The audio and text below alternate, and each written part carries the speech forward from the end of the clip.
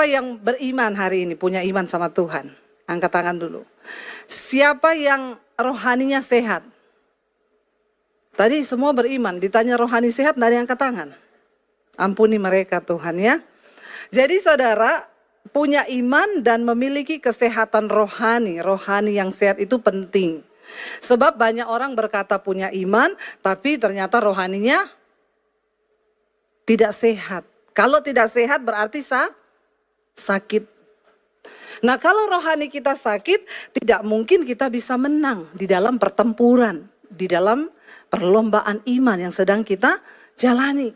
Tidak cukup hanya punya iman, tapi pastikan rohani kita itu sehat. Banyak hal yang dapat membuat iman kita ini ya goyah sehingga rohani kita sakit saudara. Ternyata banyak penyakit-penyakit rohani. Ya, orang yang rohaninya sakit itu saudara, dia nggak mungkin mengalami Tuhan, apalagi kemuliaan Tuhan. Karena rohaninya sakit. Saya akan membacakan satu ayat firman Tuhan, kenapa kita harus menjaga iman dan kesehatan rohani kita. Mari buka bersama, 2 Korintus pasal 5 ayat 9 dan 10 saudara. 2 Korintus pasal yang ke-5 ayat yang ke-9 dan ayat yang ke-10. Kita ini sekarang bukan hanya sekedar beragama, tapi kita harus tahu kebenarannya. Rasul Paulus berkata begini saudara. Ya 1, 2, 3 kita baca. Sebab itu juga kami berusaha, baik kami diam dalam tubuh ini maupun kami diam di luarnya, supaya kami berkenan kepadanya. Lalu ayat yang berikutnya bilang di sana apa? Sebab kita semua harus apa? Menghadap tahta pengadilan Kristus, supaya setiap orang memperoleh apa yang patut diterimanya sesuai dengan yang dilakukannya dalam hidupnya, baik ataupun jahat. Satu saat kita semua akan berhadapan dengan tahta pengadilan Kristus. Dan itu adalah pengadilan yang teradil. Kalau pengadilan manusia masih bisa tidak adil. Iya enggak Bapak Ibu? Banyak ketidakadilan yang terjadi. Tapi satu saat semua manusia, ya, pendeta, jemaat, pengerja, presiden, pejabat, siapapun juga, kita semua akan berhadapan dengan yang namanya tahta pengadilan Kristus. Dan di sana akan terbuka semuanya. Kenapa kita harus menjaga iman dan kesehatan manusia rohani kita? Karena ini saudara. Makanya Rasul Paulus berkata, sebab itu juga kami. Ini kenapa naik turun cahayanya ya? Silau loh ini. Agak turunin dikit boleh ya? Ini saya nanti muka saya jengkurang kayak marah-marah lagi. Nanti jemaat bilang itu Bu Devi khotbah marah-marah loh, mukanya aja marah-marah. Padahal ini karena terang saudara. Ya dikatakan di situ sebab itu juga kami, juga Rasul Paulus, juga para rasul, juga mereka yang sudah kelihatan rohani. Dikatakan di sana kami berusaha, baik kami diam dalam tubuh ini, masih hidup, ataupun nanti setelah kami sudah berada di luar tubuh ini setelah mati.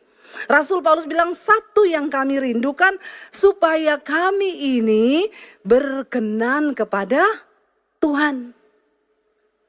Amin. Kami berusaha. Jadi perkenanan Tuhan itu tidak datang dengan sendirinya. Saudara diam-diam aja terus Tuhan datang perkenanannya, enggak.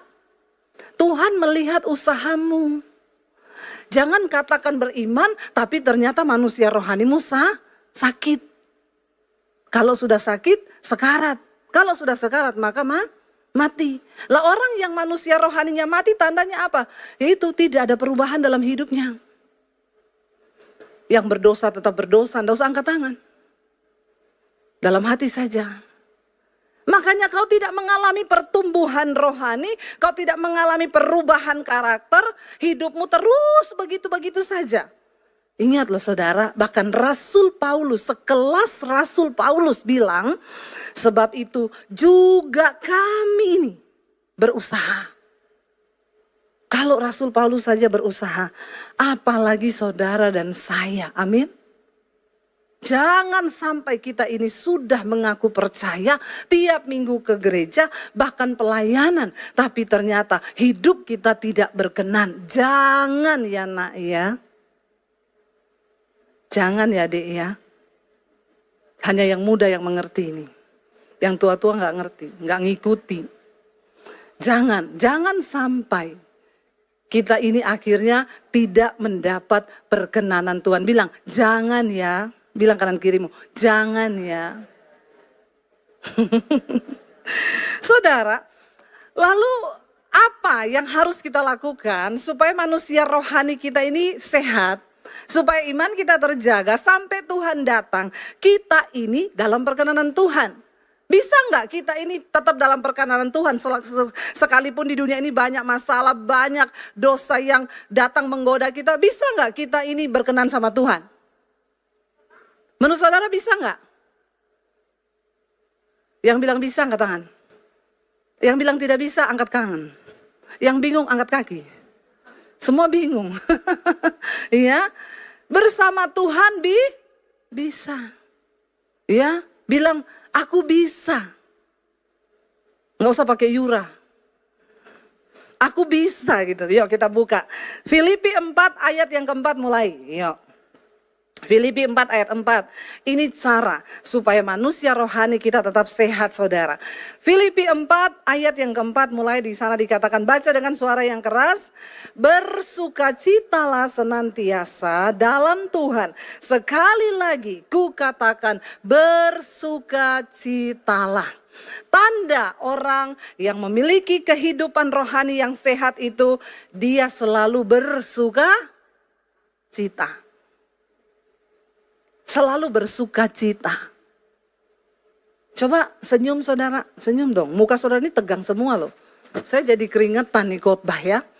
Coba senyum, nah itu bersukacita. Ya, orang yang kehidupan rohaninya itu sehat, ya, itu dia selalu bersukacita. Jangan merengut. Ya, orang itu yang merengut terus itu, nah itu manusia rohaninya sakit itu.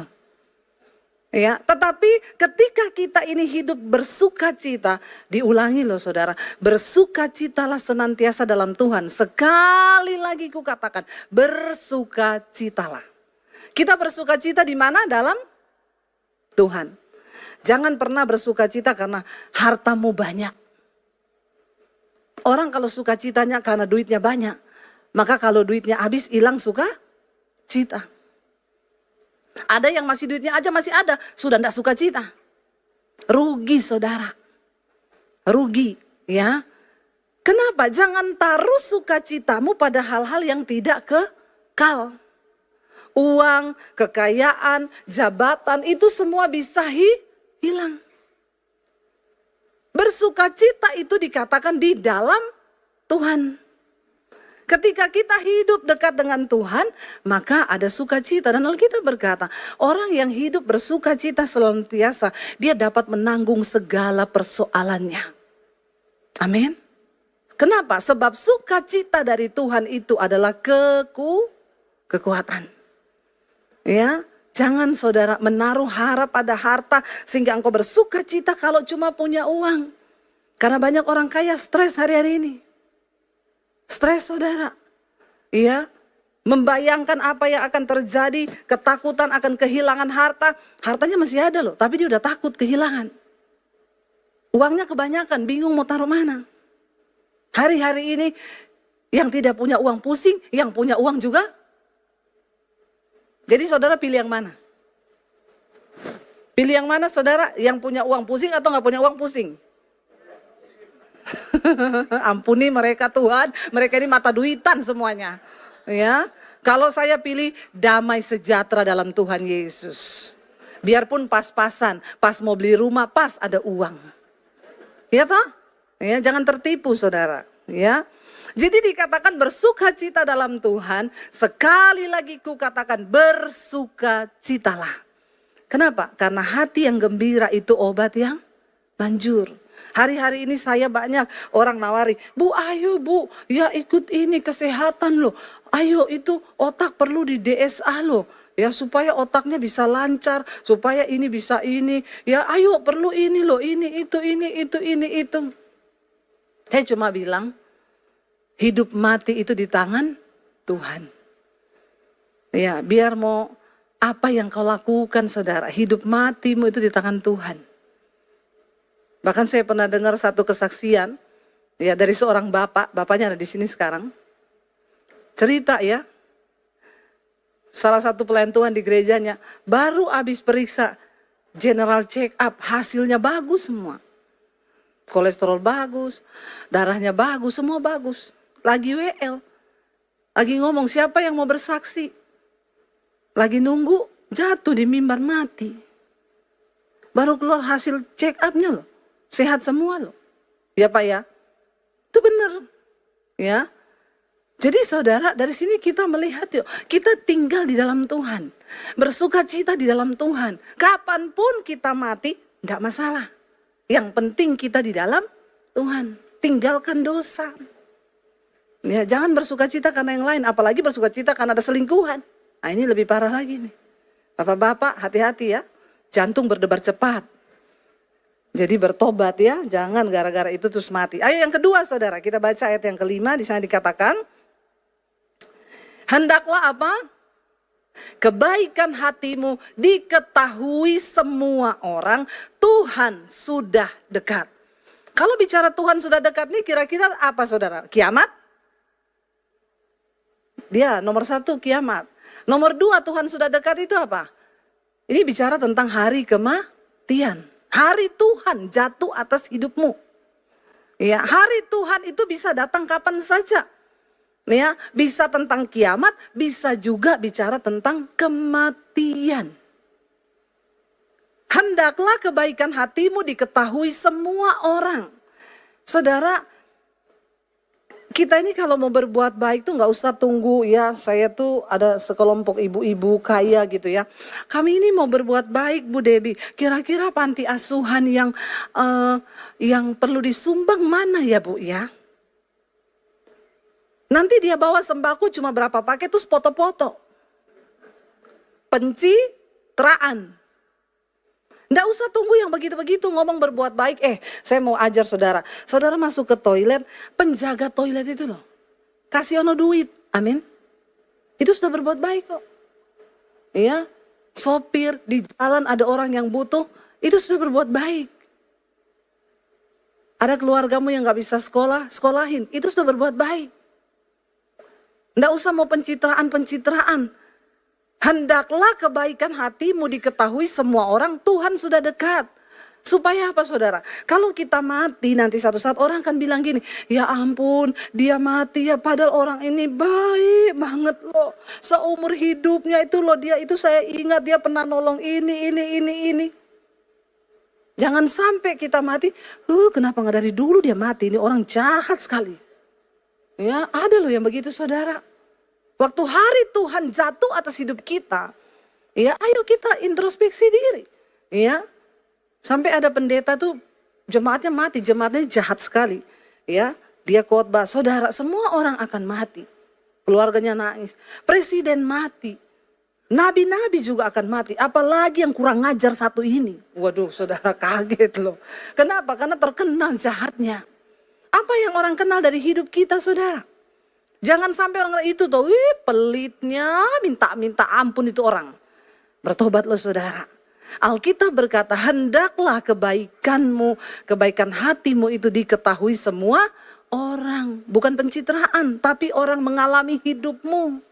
Mari kita menjadi mujizat bagi orang lain. Berhenti berdoa minta mujizat terus. Tapi bilang Tuhan, aku pengen jadi mujizat bagi orang lain, amin. Ya, supaya ketika kita melakukan kebaikan, orang itu nangis dan berkata, Bu, Tuhan itu ada ya, Tuhan ada.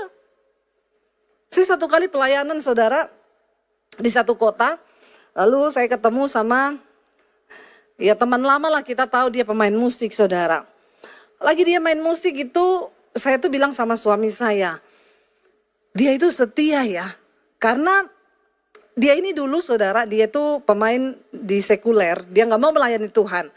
Setiap kali orang ajak dia pelayanan, dia bilang enggak lah, munafik semua orang di gereja itu. Saya gak mau pelayanan di gereja. Jadi karena kita tahu dia punya bakat musik yang bagus dan luar biasa, lalu saya dan suami pengen deketi dia. Teman-teman saya bilang gini, cobaan tuh kamu deketi. Tak kasih duit kamu kalau berhasil bawa dia balik ke gereja. Akhirnya kami deketi dia, saudara, dia punya toko handphone. Waktu itu kami datang, ya, lalu pas kebetulan dia bilang gini, ya kami bilang, ayo baliklah pelayanan di gereja. Enggak, omong kosong, munafik semua. Lalu saat itu dia bilang, Bu, rumahku aku baru pindahan. Kayaknya ada setannya deh, dia bilang. Soalnya ada satu rumah di ruangan rumah itu yang tidak boleh dibuka sama pemiliknya. Tapi anakku ini kan masih kecil, setiap kali lewat di situ teriak-teriak, katanya ada opa-opa, ada opa-opa. Dia ketakutan gitu loh. Lalu saya bilang, nah ini saatnya kamu mau setannya pergi, iya kita persekutuan ya di rumahmu ya. Oh iya boleh, kita datang. Saya bilang karena setan itu hanya bisa diusir dengan hadirat Tuhan. Lalu kita datang saudara, kita buat persekutuan, saya berdoa. Ya kita doakan ruangan itu, kita doakan, saya bilang sekarang saya sudah mendoakan. Tapi kalau kita pulang, kamu tidak bertobat, ya nanti setannya balik lagi. Diajak yang lebih jahat lagi 7. Jadi sekarang ya kamu harus bertobat. Nggak bisa hanya taruh iman sama pendeta. Karena yang setan lihat tuh imanmu di sini. Oh gitu ya, terus apa ya, kamu harus bertobat. Bertobatnya gimana? Ya kamu ada dosa nggak? Gini. Ya waktu itu dia perokok keras saudara ya. Terus ini rokoknya ya itu juga buang aja rokok itu, temannya setan loh ya. Jangan melihat saya seperti itu para perokok. Biasa aja mukanya. Akhirnya ya dia nggak mau waktu itu. Apa sih hubungannya setan sama rokok? Nggak ada lah gini. Ya udah kita cuma mengingatkan. Akhirnya ya puji Tuhan dia bilang, puji Tuhan loh sejak didoakan itu anakku nggak pernah nangis lagi kalau lewat di situ. Udah enak lah auranya. Jadi kita persekutuannya setiap minggu. Setiap minggu kami datang saudara persekutuan. Lalu saya sama suami bawa gitar, dia satu keluarga. Lalu dia mulai share lah di situ. Aku ini ada dosa. Apa? Saya ini kan toko handphone. Setiap kali ada bus datang dari Jakarta, itu nanti ada yang datang ke tempat saya ini, bawa satu karung barang hasil curian, copet di bus. Oh dia udah nggak tahu, ini semua ada handphone, laptop, apa-apa, bayar aja 15 juta. Ya satu karung saudara. Ya, dia langsung ambil, dia bayar. Lalu dia cerita sama saya, dia bilang, tapi kok sekarang saya enggak sejahtera ya. Sejak dengar-dengar firman. Ya, ini artinya rohaninya sehat nih. Kalau orang gak sehat itu dosa jalan terus. Sejahtera terus. Dia bilang, saya kok gak sejahtera sekarang ya. Terus, tapi kalau saya stop, terus saya pemasukannya dari mana? Saya bilang, kamu ini mau cari hidup yang saat ini saja atau kamu pengen hidup kekal? Buat apa kamu punya uang, terus kamu kasih makan anak istrimu uang yang tidak halal begitu. Kalau saya pilih mending miskin. Terus dia bilang, lah terus bagaimana? Ya kamu berdoa, saya juga gak bisa paksa. Besoknya dia telepon, kita berdua udah Bu, saya sudah putuskan, saya tidak mau lagi ambil barang itu. Saya mau berdoa sama Tuhan, biar Tuhan berkati. Dan satu lagi, tadi malam saya dibangunkan katanya tengah malam. Saya bangun tengah malam, tiba-tiba ada yang suara bilang, baca Alkitab. Saya baca, saya dapat Roma pasal 12, tubuhmu itu bait Allah, bait Roh Kudus. Langsung saya diingatkan, stop rokok. Akhirnya dia stop, ya, dia berhenti rokok. Saya bilang, amin, puji Tuhan. Saudara, ketika akhirnya dia bertobat, ya, memang ya kelihatannya usahanya itu sepi, nggak kayak dulu. Tapi di tengah kesepinya itu, dia justru malah bisa beli rumah. Dia bersaksi, puji Tuhan loh, Tuhan berkati saya dengan hasil yang benar. Dari situ saya lihat dia tetap pelayanan. Sampai akhirnya berapa bulan lalu saya ketemu dia ketika pelayanan dengan suami. Saya bilang sama suami gini, dia masih setia ya melayani Tuhan loh.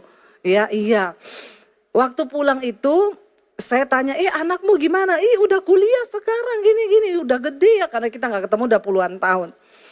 Sampai di hotel saya bilang sama suami gini, saya ini digerakkan loh, ngasih dia sejumlah uang. Terus suami saya jawab, ya kasih aja tapi enggak usah sebanyak itulah. Ya dia juga pasti sudah punya uang lah, dia gini. Jadi saya bilang saya dapat dari Tuhan tuh sekian, tapi suami saya bilang ya nggak usah, kasih sekian aja ya, karena dia juga udah punya kerjaan. Bener, akhirnya saya kurangi lah. Besoknya itu saya WA dia, Mas bisa minta nomor rekening nggak? Dia tanya buat apa dulu? Jangan karena kasihan sama saya. Enggak, saya bilang. Ini saya disuruh Tuhan, beneran kamu disuruh Tuhan bener. Saya bilang iya, saya enggak semua begini loh. Baru kali ini juga saya tuh tiba-tiba begini. Apa yang kamu ditaruh Tuhan di hatimu? Saya cerita sama dia, kamu ngomong dulu, kamu ada pergumulan enggak hari ini? Lalu dia cerita, iya tapi saya tidak bermaksud ngomong sebenarnya, tapi cuma karena ya Mbak Debbie udah telepon saya ya saya cerita karena ditanya. Katanya dari Tuhan, saya tuh lagi bergumul memang. Anak saya itu besok jatuh tempo bayar kuliahnya sekian. Dan itu cocok dengan yang Tuhan taruh di hati saya. Saya bilang sama suami saya, benar toh Tuhan tuh enggak pernah salah. Akhirnya saya transfer ke rekeningnya dia saudara. Dia tuh nangis dan bilang begini, tahu enggak? Aku malam itu sudah berkata, aku enggak mau pelayanan lagi di gereja. Karena aku mau kembali ke sekuler untuk cari uang. Dan aku bertanya apakah Tuhan itu masih ada. Saya bilang berarti ini bukti bahwa Tuhan itu ada loh. Dan Tuhan bicara lewat saya dan Tuhan mengasihi kamu. Dia nangis bercucuran air mata dan bilang, Tuhan saya minta ampun. Ya Tuhan, Tuhan itu ada bagi saya.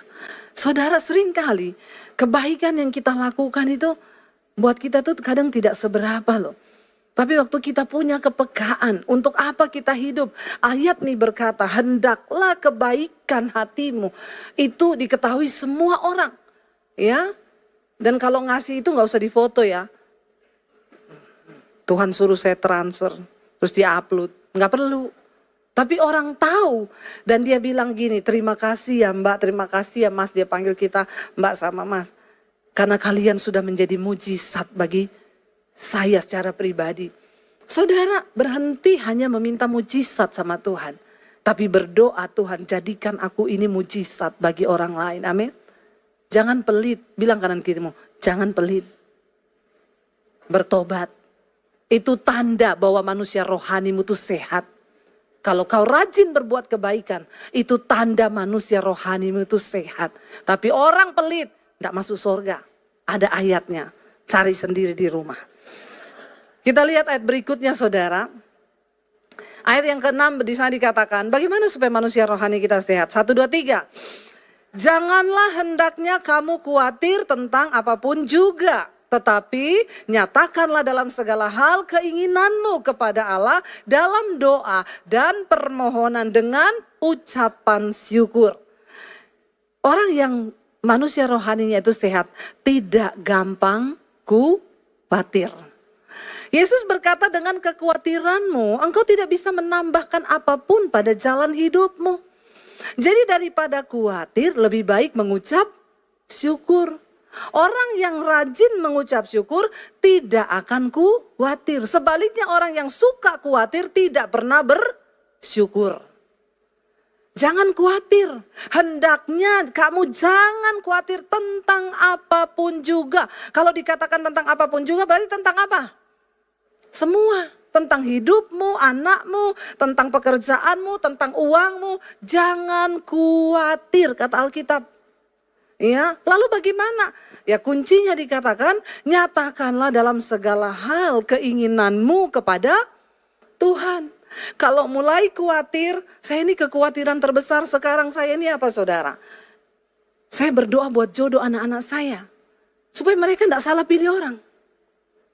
Tapi kadang-kadang kalau saya sudah khawatir, saya berdoa, Tuhan, aku tidak mau khawatir, aku percaya Tuhan punya rencana bagi anak-anakku, dan Tuhan berproses sendiri bagi anak-anakku. Karena itu aku serahkan mereka ke dalam tanganmu, jodoh mereka dalam tanganmu, di dalam nama Tuhan Yesus. Lepas sudah beban saya. Soalnya kalau kita khawatir terus saudara, ya ibu-ibu kalau kau khawatir terus tentang suamimu, ya itu dia dikit-dikit telepon. Pak, video call, Pak. Lagi di mana, Pak? Video call. Ya, Akhirnya suami itu kasihan ya. Kenapa? Kita nih khawatir terus mikir nih suami di mana, mau jadi satpam bagi suaminya. Tadi barusan ada ibu cerita sama saya, suami saya selingkuh, Bu. Dia bilang, saya hari ini ada acara di kantor ini, saya datangi kantornya. Capek nggak ibu-ibu? Ya, doakan saja suamimu, Tuhan, aku serahkan suamiku dalam tanganmu. Kalau dia macam-macam, hajar dia Tuhan. Amin ibu-ibu. Itu doa terbaik, hajar Tuhan. Ya, nggak apa-apa, siapa yang suruh? Alkitab yang suruh. Karena firman Tuhan bilang, Tuhan itu menghajar orang yang dikasihinya. Nah kalau suami kita masih dikasihi, dihajar. Tapi kalau sudah nggak dikasihi, mati serangan jantung lagi selingkuh. Nggak usah dimata-matain ibu-ibu, kau capek khawatirkan suamimu terus. Ya, ada ibu-ibu sudah tua umur 70 datang sama saya, Bu saya mau cerai sama suami saya. Ibu umur berapa sekarang? 70, terus ibu mau cerai ngapain? Dia selingkuh Bu, biarin aja Bu dia selingkuh, bentar lagi juga dia mati. Yang penting kan ibu jangan cerai. Ibu ingat anak-anak ibu. Nggak usah cerai. Alkitab bilang anak-anakmu nanti jadi anak-anak cemar. Doakan saja. Udah tua juga ngapain cerai coba saudara. Bingung nggak kita? Ya itu juga bapak udah 70 masih selingkuh itu loh. Heran saya kegatelan. Bertobat ya. Tengking itu roh gatel dalam dirimu tuh. Ya udah nggak usah pakai bicara basa-basi sekarang ini. Orang Kristen nih, bolak-balik dosanya cuma itu terus saudara. Saya tuh nggak pernah loh ada orang datang konseling, Bu Debbie doakan Bu saya mau dibunuh Bu karena nama Yesus. Nggak ada. Nggak ada yang datang sama saya, Bu doakan Bu karena nama Yesus saya diusir. Nggak ada. Konselingnya itu apa? Bu, suamiku selingkuh, Bu pinjol. Itu tuh terus aja bolak-balik di situ. Ya, terus yang saya bingung juga ini orang konseling terus saudara. Ibu-ibu mau konseling apa? Suami saya selingkuh. Apa yang harus saya perbuat Bu Debbie? Doakan ampuni. Cuma itu? Lah ibu maunya apa? Saya bilang cerai gitu? Kagak. Doakan. Udah tua 70 mau cerai saudara. Ya, aduh ya bingung kita. Makanya kalau ada masalah duduk aja di kaki Tuhan. Datang di kaki Tuhan, serahkan khawatirmu kepada Tuhan. Nyatakan semua keinginanmu kepada Tuhan. Ya, kalau kau ingin suamimu dihajar, ya bilang Tuhan aku pengen Tuhan suamiku hajar Tuhan. Nggak apa-apa. Ya, kepada Allah dalam doa dan permohonan dengan ucapan syukur. Jangan lupa tapi bilang Tuhan, aku bersyukur Tuhan. Apapun yang aku hadapi hari ini, Tuhan turut bekerja mendatangkan kebaikan di hidupku. Saya percaya banyak kekhawatiran di hati kita saudara. Apalagi di akhir zaman ini. Tapi mari kita sungguh-sungguh menyerahkannya kepada Tuhan. Ya, bingung kan? Akhir-akhir ini banyak berita-berita yang, aduh nanti mau gerhana matahari, mau apa? Badai matahari, mau meledak semua. Nanti internetnya mati, listrik mati. Ya terus kalau listrik mati, internet mati, data-datanya hilang, uang di bank hilang. Nah, bingung semua. Saya bilang nggak usah terlalu dipikirin. Ya kalau sudah waktunya kiamat, ya datanglah segera Tuhan Yesus toh. Siapa yang mau Tuhan cepat datang? Ampuni mereka Tuhan. Mereka ini betah sekali di dunia. Ya, siapa yang mau Tuhan cepat datang? Angkat tangan. Tidak ada loh satu pun loh. Mana Pak Konrad ini? Ini bahaya loh saudara. Alkitab bilang kita ini orang-orang yang mempercepat waktu kedatangan Tuhan. Karena kalau tidak dipercepat, maka semuanya akan binasa. Ya, saya berdoa kita semua cepat-cepat siapkan diri supaya kita siap menyambut kedatangan Tuhan. Yang terakhir dikatakan begini saudara, baca bersama yang terakhir, ya. Damai sejahtera Allah, belum yang terakhir, yang kedua terakhir. Damai sejahtera Allah apa? Yang melampaui segala akal akan memelihara hati dan pikiranmu dalam Kristus Yesus. Kalau kita melakukan tadi itu semua, bersukacita, berbuat baik, tidak khawatir, berdoa, mengucap syukur, maka ini yang terjadi. Damai sejahtera Allah yang melampaui segala akal pikiranmu. Hari-hari ini banyak orang gak damai. Banyak yang tidak bisa tidur, ya, Nggak bisa tidur, tiap malam Bu saya ini nggak bisa tidur. Kenapa? Apalagi anak-anak muda sekarang, banyak anak muda nggak bisa tidur. Makanya sekarang ya penderita diabetes di kalangan anak-anak muda naik drastis, anak-anak kecil. Ya kenapa? Banyak yang sakit, stres nggak bisa tidur. Ini Alkitab yang ngomong loh, damai sejahtera Kristus itu melampaui akal pikiran kita. Jadi jangan sampai persoalan, masalahmu, kerjaanmu bikin kau kehilangan damai sejahtera. Karena itu Alkitab bilang damai dari Allah itu melampaui akal pikiran kita. Amin. Yang berikutnya yang terakhir ini benar-benar terakhir ya. Masih ada. Ya akhirnya saudara apa? Semua saudara-saudara, semua yang benar, semua yang mulia, semua yang adil, semua yang suci, semua yang manis, semua yang sedap didengar, semua yang disebut kebajikan dan patut dipuji, pikirkanlah semuanya itu. Katakan, amin. Kalau pikiran kita udah mulai kacau saudara, katakan ini, saya itu kalau sudah iblis itu menanamkan banyak pikiran yang bukan dari Tuhan. Saya tarik napas sejenak, saya bilang, akhirnya semua yang baik, semua yang manis, semua yang patut dipuji, yang disebut kebajikan, pikirkanlah semuanya itu.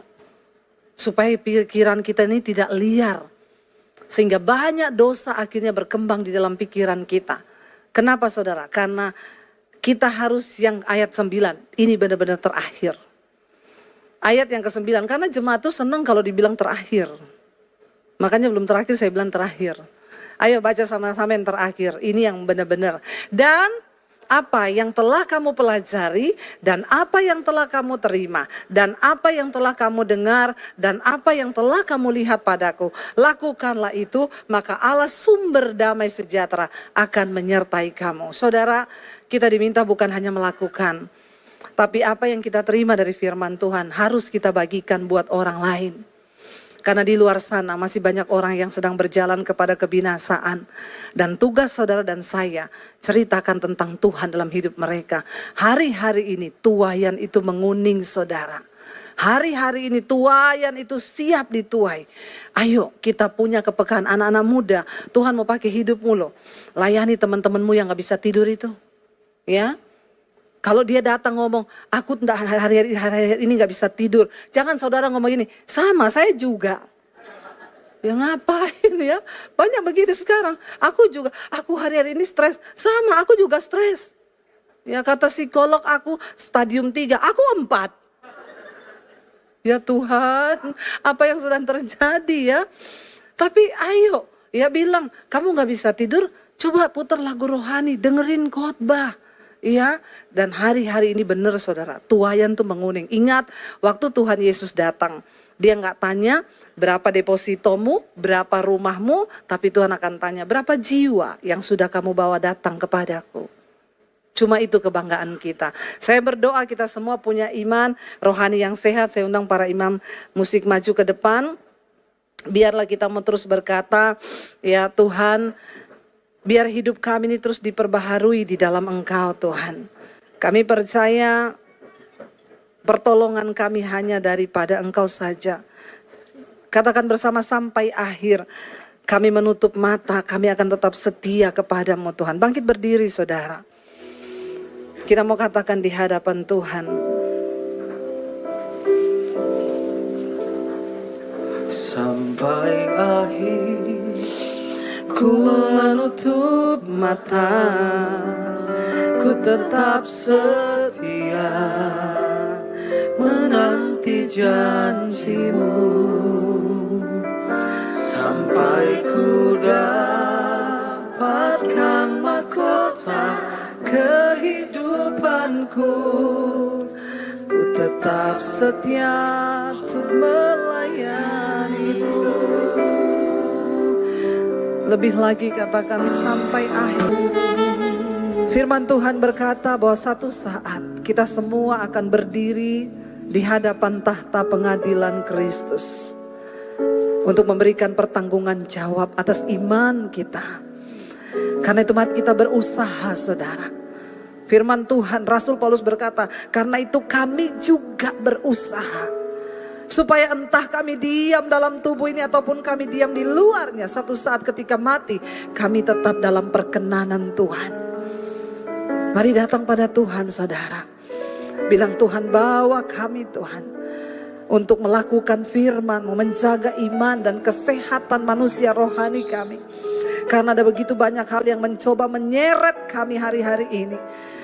Di akhir zaman akan datang masa yang sukar, tapi orang yang berpegang pada firman Tuhan, mereka akan tetap hidup sampai selama-lamanya. Tidak ada kekuatan lain selain dalam firman-Mu Tuhan. Orang yang melakukan firman Tuhan, mereka akan terus berjalan, tidak menjadi lelah, tidak menjadi lesu. Sebab firman Tuhan menjadi kekuatan.